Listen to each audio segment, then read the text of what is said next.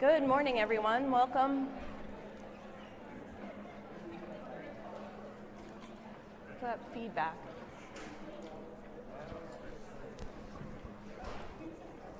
Just weird.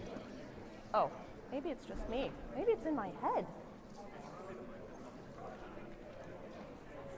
All right, good morning, everyone.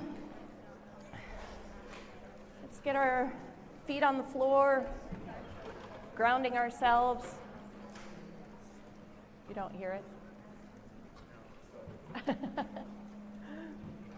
Sorry, I'm hearing feedback. We're trying to figure out if it's just in my head or if it's really happening.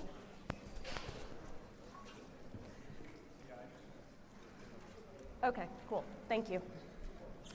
All right, so bring yourself to sitting in what I would say is a posture of awareness, thinking about your feet on the floor, your shoulders in a comfortable place. You take a couple deep breaths. As you do this, as you tune into your body and to your breath, become aware of where you are and where you've been already today. Some of you, I imagine, have been lots of places already today. And some of you, this is the first place you've been.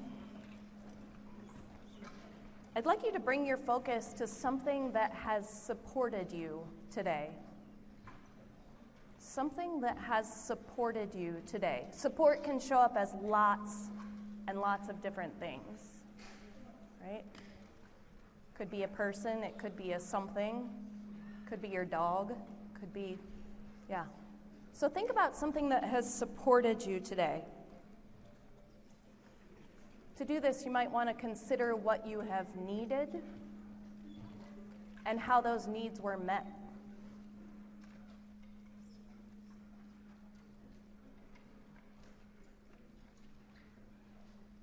And think about how that support, whatever it was that you received.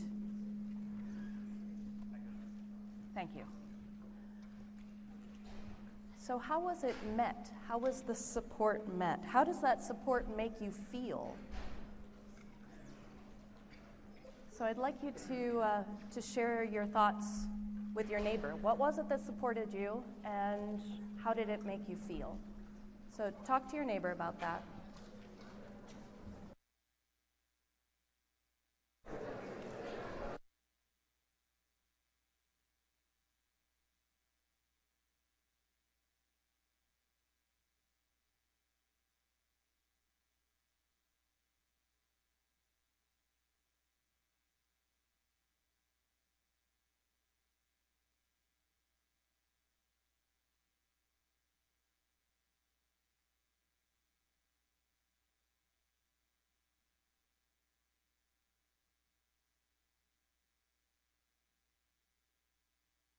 Thank you.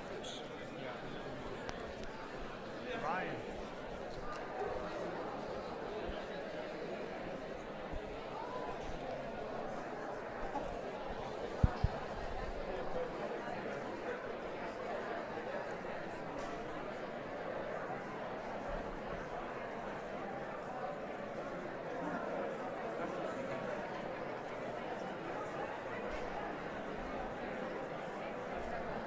Could you flash the lights?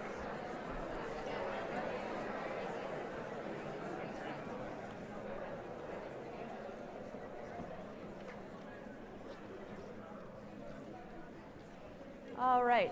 So what is it that supported you, and how did it make you feel? The microphones are out and ready for you.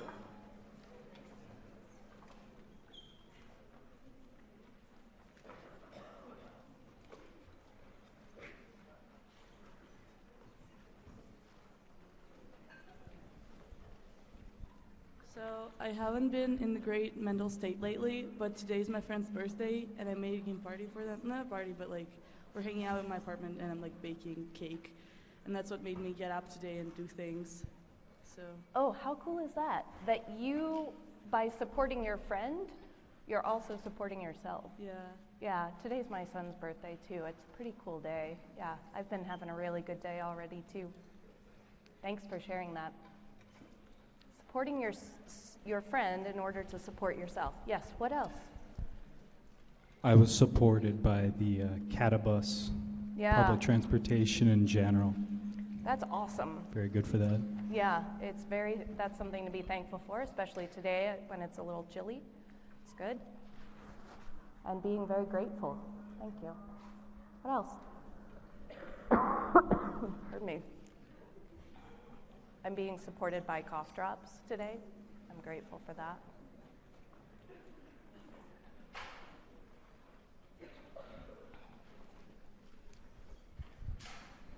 Yeah, go for it. We're all being supported by the lights right now. There's no natural light coming in. So if it weren't for the lights or the giant screens, we wouldn't be able to see that clearly where we're going. We wouldn't be able to talk to our partners, really communicate with them. We wouldn't be able to write. Yeah, electricity grid. Awesome. Thank you.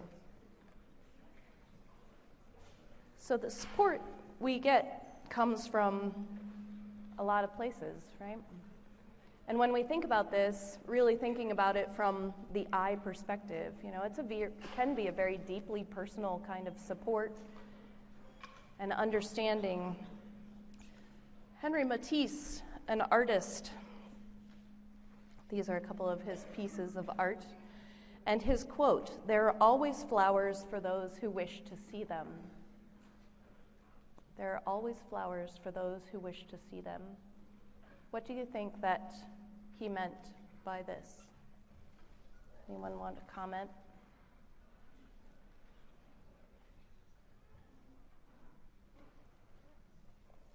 There are always flowers for those who wish to see them. I think that when we focus on this gratitude, on the things that are supporting us, gratitude's a choice, right? And it can really shift the way that we see the world around us if we approach our days with gratitude, if we approach our days with optimism and joy, focusing on what we have instead of what we don't have. It can really shape the beauty of our days, our connections with our friends and family, all those different kinds of support that you thought about. Can change our relationships. Gratitude can change our relationships with ourselves and with each other and also with the natural world. So what happens with your gratitude about the natural world? We've really been talking about so much that's struggling right now, and yet there's also so much that's good, right? So take a minute now and talk to your neighbor about what brings you joy, what connects you to the natural world, what are you grateful for?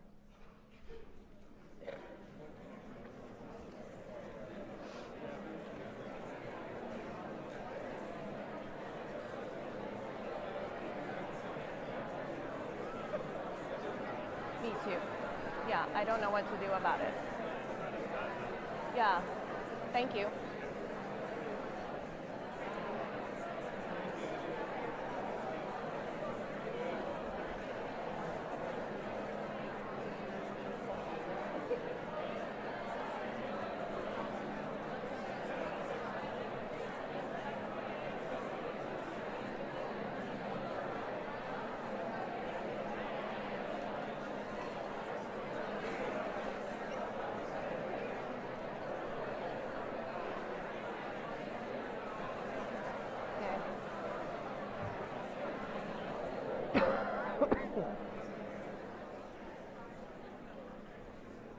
Anybody want to share their thoughts about this? Gratitude for the natural world?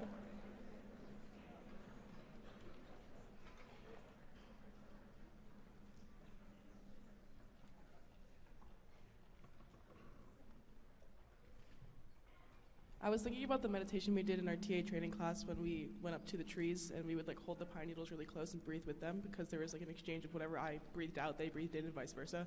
And I just thought that really connected me and helped me feel grounded and connected and helped me remember that everything around me is interconnected and we all help one another. Thank you. Breathing with a tree. Yeah. What else?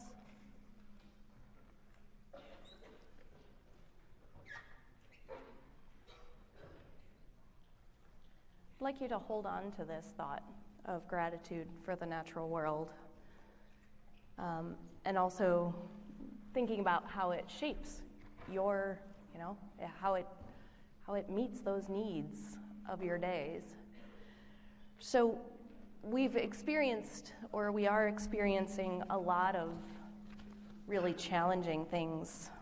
As much beauty is in the world around us, there's also all these sadnesses, oil spills and poaching and deforestation and trash and hunger, famine, pesticides, herbicides, crazy climate things happening, all kinds of pollution, mountaintop removal.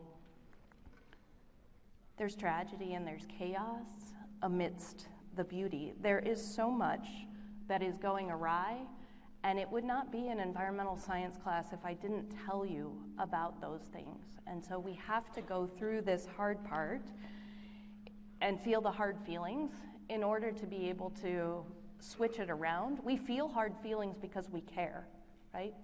Because we are dependent, because we love the world around us. And so we feel those hard feelings for a reason. And those hard feelings then can inspire us to act on this world of wounds that we're experiencing. So what we've talked about is the problems, right? We've talked about the climate and the chemicals and the birds and the oceans and the problems. But those are the symptoms, right? Let's talk now, we're going to dive into, this is part 2 of part 2, so to speak, of the course. So we're going to talk about these root causes. What's really going on? All the stuff we've covered so far in this part of the class, those are the symptoms, but we need to dig deeper and figure out why that shit is happening, right? So take a moment and think about this. Jot down in your notes for today, what do you think might be root causes of these symptoms that we're seeing? Maybe it's when I sit down. There's something about, yeah, it's annoying.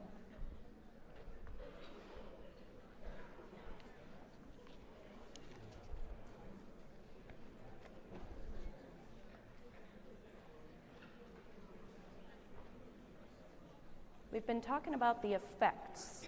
Now, what's the cause? What's at the base of this? Why is all of this happening? Once you have a couple of things written down, go ahead, talk to your neighbor.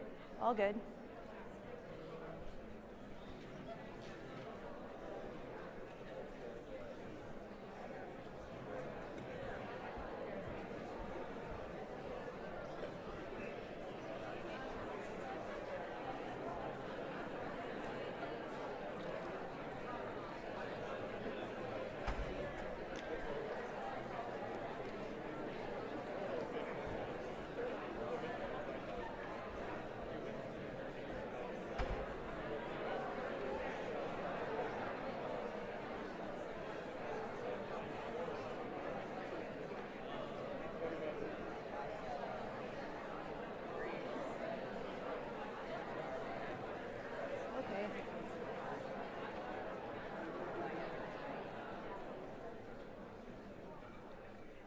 All right, so what do you have? What do you think? What's the root cause or root causes of this?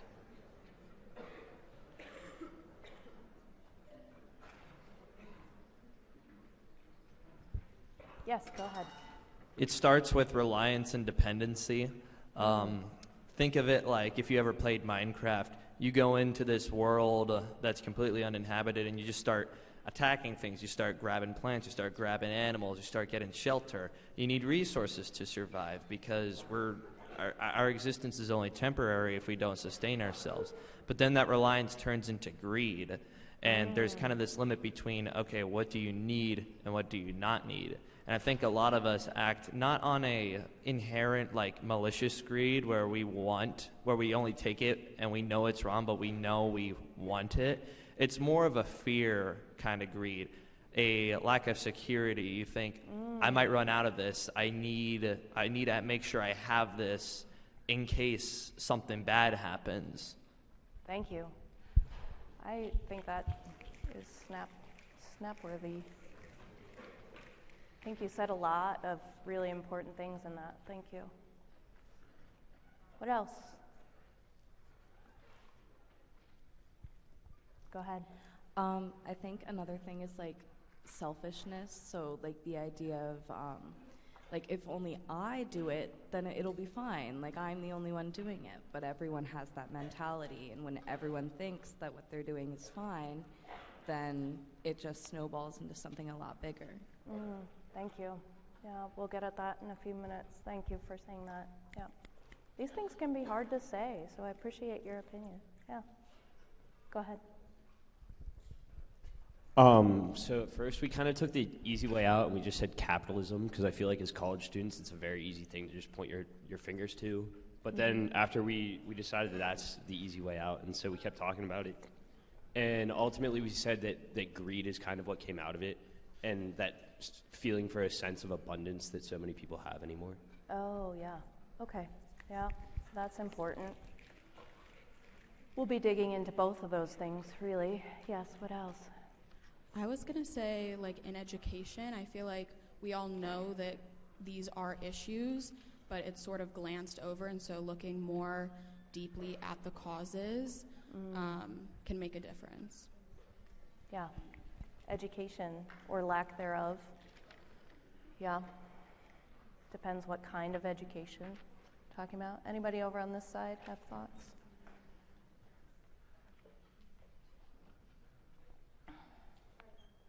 Oh, you're doing great. Getting the workout today. Thank you. I also feel like it has a lot to do with our rapid development, because we have made a lot of rapid developments throughout the years with our technology. And while some of it has been good, a lot of it has also been bad, because we are constantly taking up all the resources in such a fast pace before it gets to rebuild itself. Oh, yeah. Thank you for saying that, too. Yeah. All these things are connected. So part of it comes here. I'll re-say something that someone said over here on Monday. She said, it's hard to worry about sperm count when the population is already a problem, right? Thank you for saying that. And it is. It's a problem. So I want to bring that back around because what we're looking at here, this is the same thing that's in your journal. From the beginning of 2 to 5 million years ago, our population was below 1 billion people. And so we reached 1 billion people in 1850. And then in 80 years, we doubled again from 1 billion to 2 billion. So what had taken us 100,000 years to double or to reach 1 million, then took us 80 years to reach 2 billion. I was thinking about it pretty deeply this morning. In my lifetime, this relates to the resources that we're taking. In my lifetime, a little bit more than my lifetime, we have doubled from 4 billion to nearly 8 billion. And so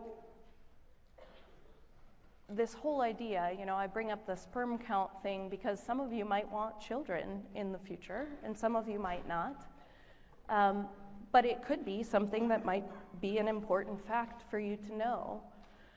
And yet, what we're experiencing is this kind of growth, the exponential growth. So to go from 1 to 2 and then continue up and up and up, and so that we're doubling faster and faster. It's exponential growth instead of linear growth.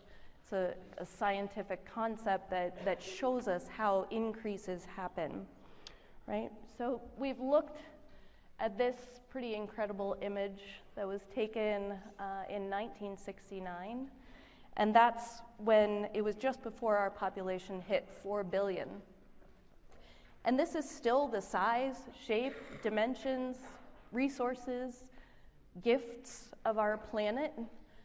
Those have not increased. We are still at the same space, right? We have the same capacity, and yet we are nearly at 8 billion.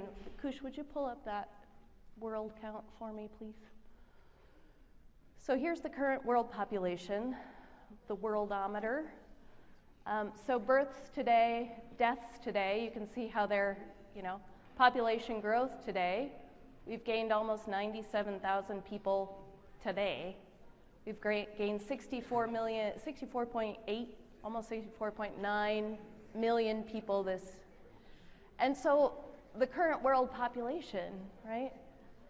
7.98 billion people.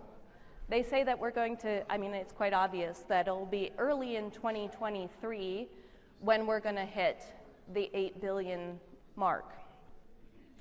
So instead of that 80 years to double, that's going to be 53 years to double our population. And we still have the same land, the same mass, the same gifts of Earth. I hear some rumbling. What's going on? What are the comments? What's happening for you? Anybody want to speak to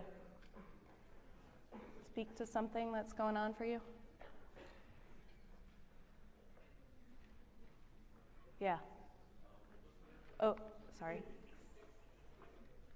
Looking at this, I got a little curious. Are there days where the deaths are more than the births? I don't know. That's a good question. I wonder, during the pandemic, if there were days like that. When I've clicked on this, it's usually, here we are in week 9 of the semester. It's when I look each time. And it's always been this kind of equilibrium. Yeah. So thank you for asking. We should look that up.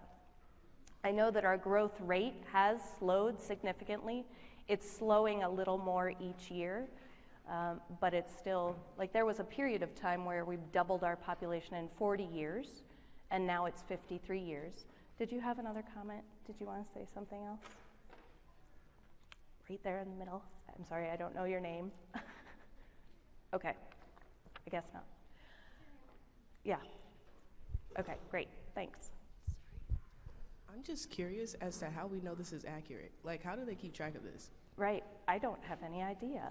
And yet, this is where, every website that we'll look at is going to say that we have 7.98 billion people going on this planet right now.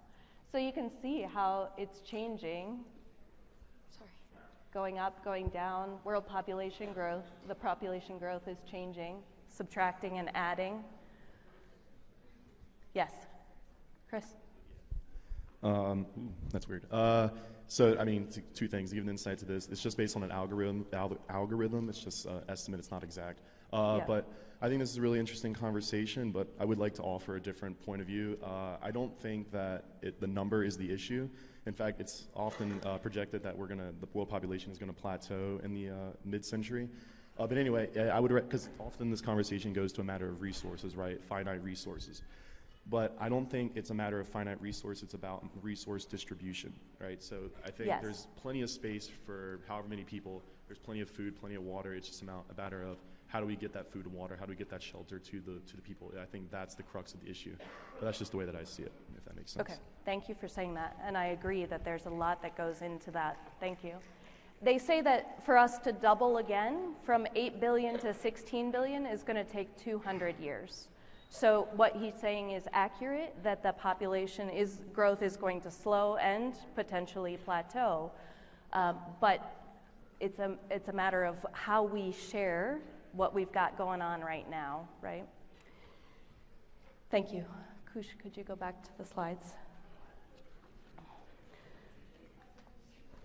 So what we've done is that you can see that population trend goes up, the same kind of curve. And so when we look at how transportation has changed, obviously there's been a dramatic change of transportation since 1950, even before that, obviously, when cars came about, buses, trains.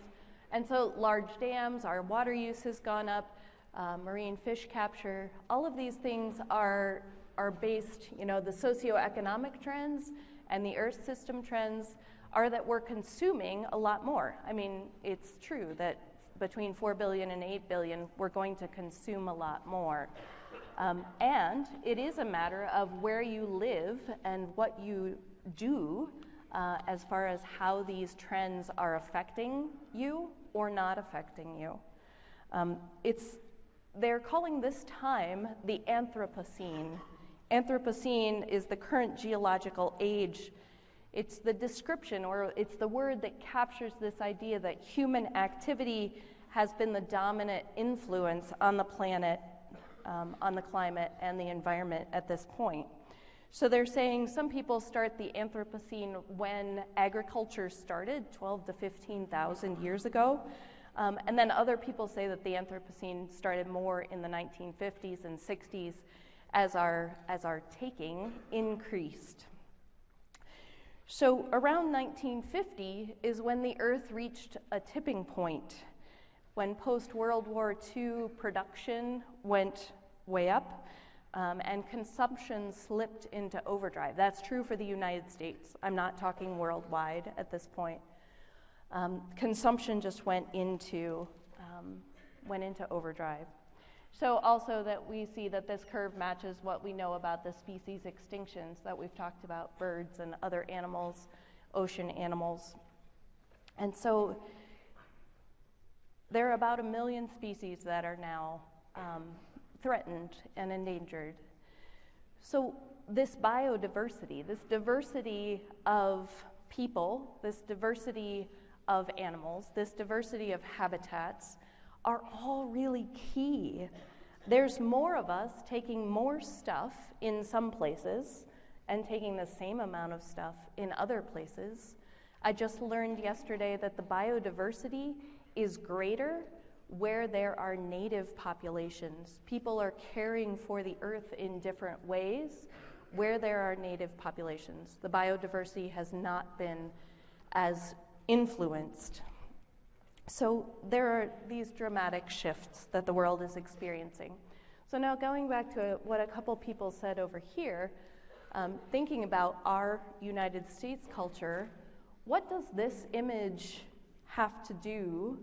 Obviously it's not an American location, but what does this image have to do with where we are today? Some of you have already hit on it, right? Talk to your neighbor about it just for a minute. Think about what some of these folks have said and reflect on that.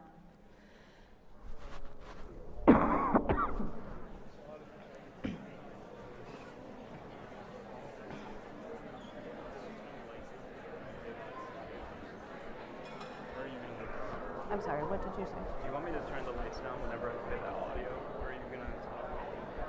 You can just leave the lights as they are. Thank you.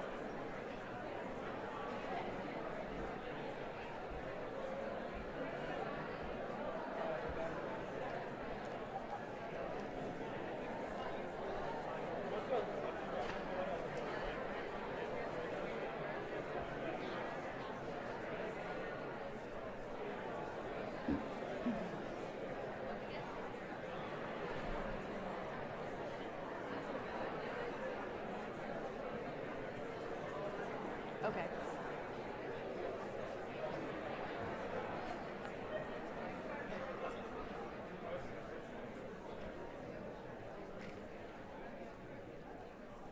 What does the image have to do with where we are now? Would anyone like to talk about this?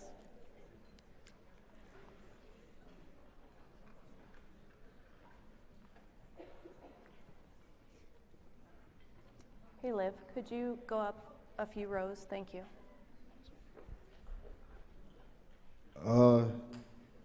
I guess the mall probably can represent the earth and the people inside of it, showing how crowded it is, that it's slowly getting crowded, and that there's not that much wiggle room for like creating new land and new buildings and all that. At some point, all of it's going to be tight and it's going to be hard to maneuver around, so I guess that's what the picture's represented. Thanks for saying that. It can represent lots of different things to different people. Thanks for sharing that. I agree. Go ahead. This just reminds me of just ads. It's all just like consumerism, like consume. It's just like, it's all over the place, everywhere. Like you drive around on TV, it's just constant bombardment with like just buy things. Mm-hmm. And all these kind of companies are doing that all the time just to kind of make more money and all that. And they're also just, by doing that, they just create so many products, a lot of it just gets tossed out, and that kind of just plays into the whole just like waste, I guess, that we take, like they'd have to take so much, right, to create these things, and half of it just gets disposed of and just a waste. So Thank that's you. just kind of what comes to my head. Yeah, I appreciate you sharing that. Thank you. Any other thoughts? We were just over here. Thank you. We were just talking about like the consumerism and how like I said that recently I had like a pair of like black leggings and it had a hole in them, and I like immediately thought, oh, I need a new pair, when it's like that whole mentality around it. Like I don't need a new pair of leggings, but yeah. Mm-hmm. You could use that as your project for this week. Repair your leggings. How cool is that? Yes.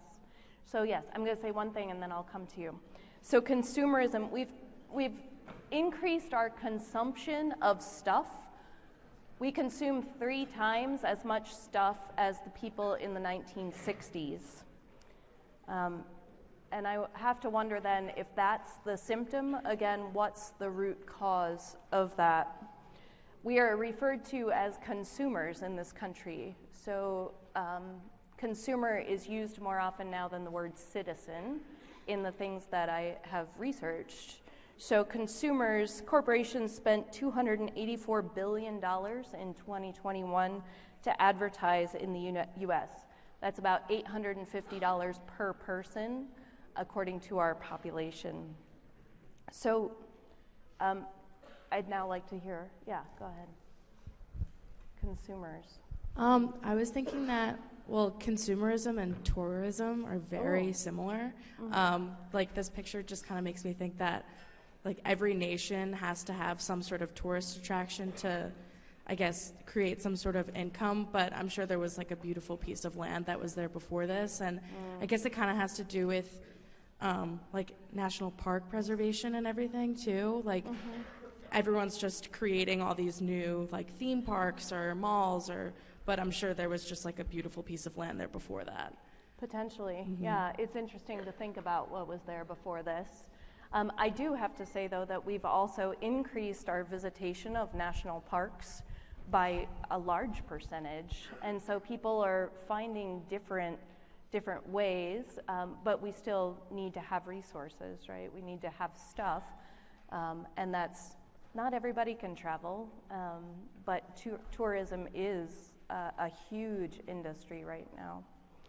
So going back to what you said about ads and consumerism, I want to use this as an example. The Coca-Cola, I don't have anything against people who are in the field of marketing. I actually think that this is pretty brilliant. So this was the first, or one of the first Coca-Cola ads.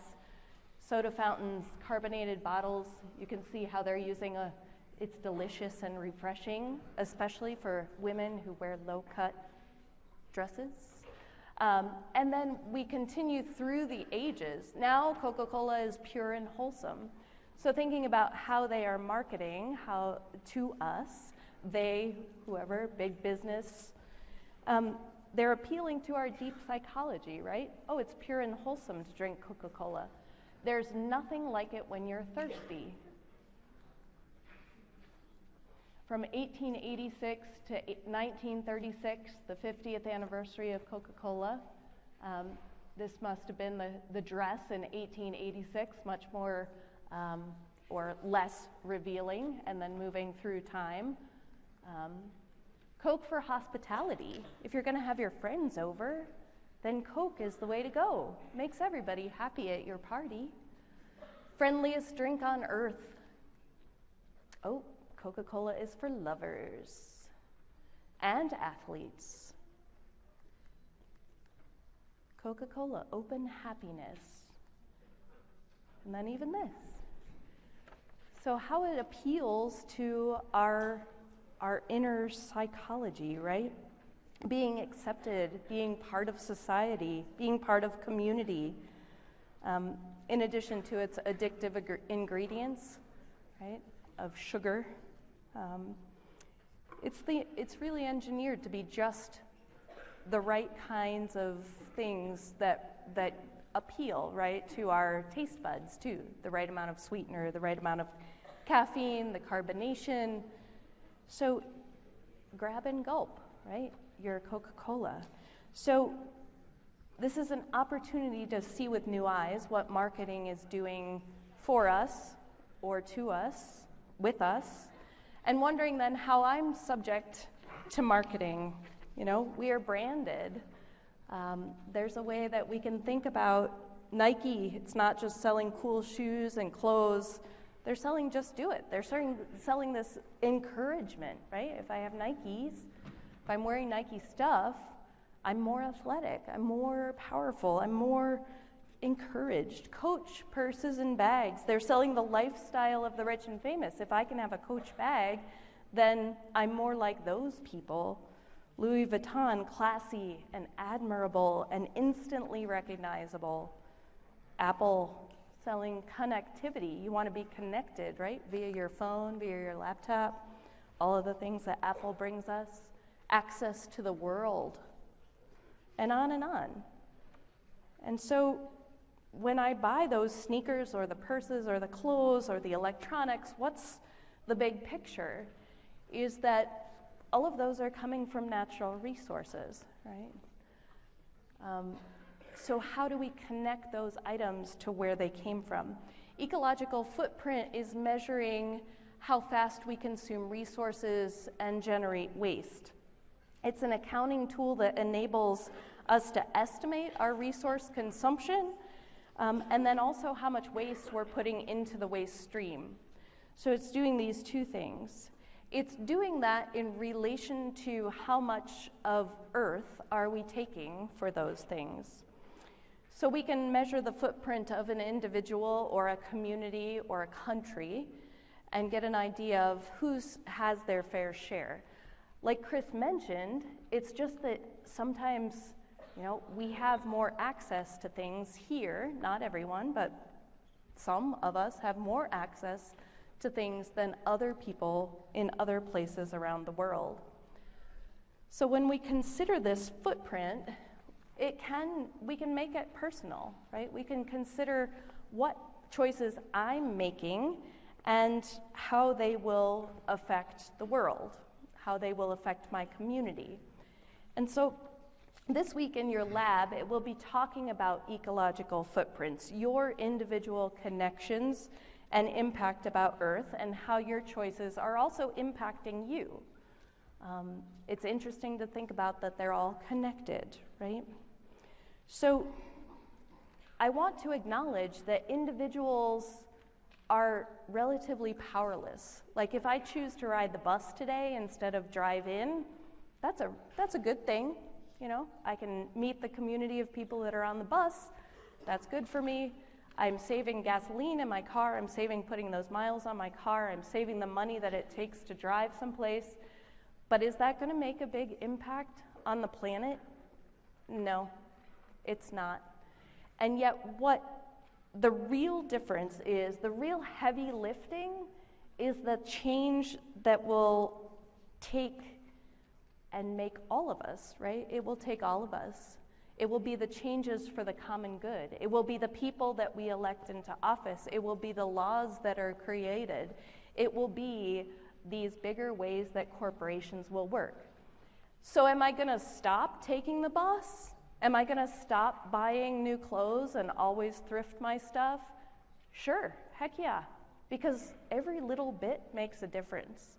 And so if 500 of us in here are making those little differences, hell, it can't hurt, right? It can't hurt. It can only do better. So we want to be aware on the individual level, but knowing the power of voices and how we can make change on bigger levels, how we can convene circles of people and look at those resources.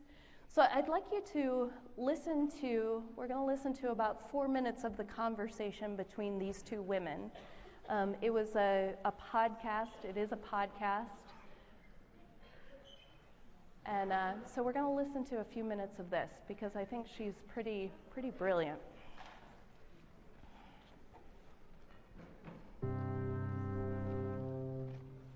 Krista Tippett, and this is On Being. Today, I'm with Colette Pichon-Battle of the Gulf Coast Center for Law and Policy. She has been an extraordinary leader from her home state of Louisiana in facing the human and moral dimensions of the ecological transformation that is before all of the places we love. I was privileged to interview her in a live event in the old-fashioned flesh at MIA, the Minneapolis Institute of Art, as part of the 2022 Great Northern Festival. So, I feel like you have a lot of, expertise, but you also have gathered a lot of wisdom.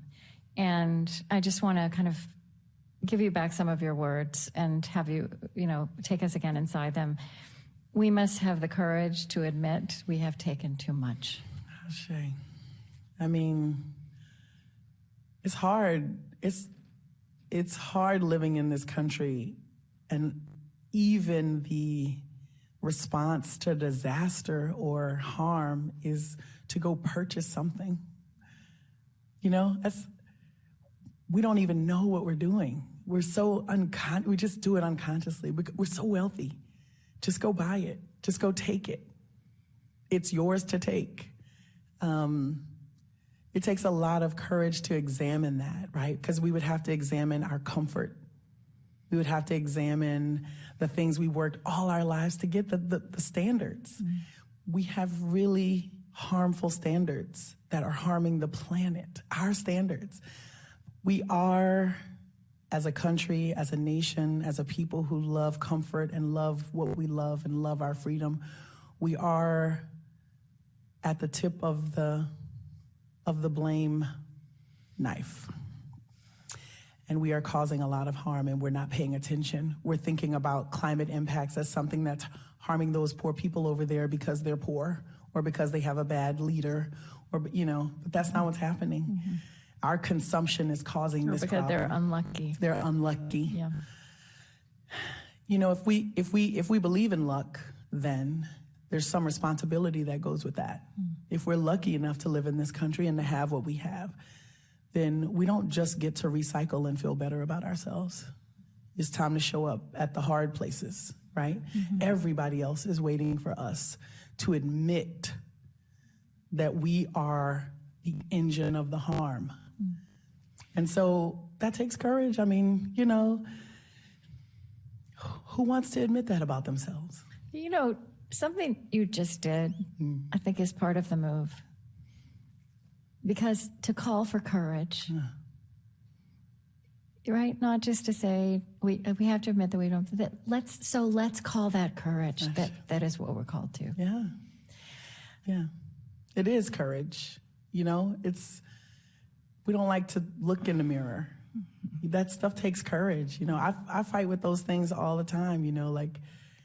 What's the line between the blame that stops you from action and the acknowledgement that catapults you to do the right thing? Right.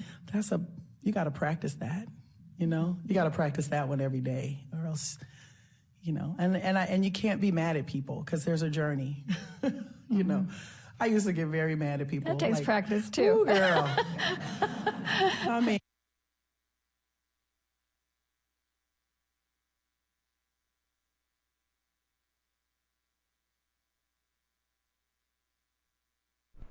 So remember Henry Matisse, and there are always flowers for those who wish to see them. We can have courage to see them. We can have courage to change. As far as our resources, what they call is an overshoot day. When the Earth overshoot day, if the population if we lived like the United States, then we took our share of the resources by March 13th. March 13th was our overshoot day. We're running on an ecological debt. We're drawing down our natural capital, the soil and the fisheries and the wood, and we're also filling the atmosphere and the soil with too much waste. So don't apologize for the sorrow and grave and rage you feel. It's a measure of your humanity and your maturity It's a measure of your open heart, and just as your heart breaks open, there will be room for the world to heal. So there are lots of organizations doing this. You'll find in Canvas under Pages, there's a place where there's a list of resources. And so you can scroll through there and see what strikes your interest, right? What is going to pique your interest? There could be an organization like this, the One Planet Alliance, which is recognizing, valuing, and protecting the biological capital of Earth. But if your interest is in American food deserts, where food is not getting to the people, as Chris talked about, we just aren't getting all the resources shared in a way that makes us successful as a species. So how can we do more of that? It's when we work together in neighborhoods and communities and towns and cities and states, that's when it's going to work, right? That's when change is going to happen. So I'd like you to take in the idea, and we'll start with this again on Monday, the idea that we are interdependent. We are not independent, we are interdependent on all of the things and people around us. Might be that we need to consider the source of our belongings and not just the source of where our belonging is. How can we balance these things in order to make change? So with that, I hope that you have a good day. Thank you for those who continue to hang with me there for the end, and I hope you have a beautiful day.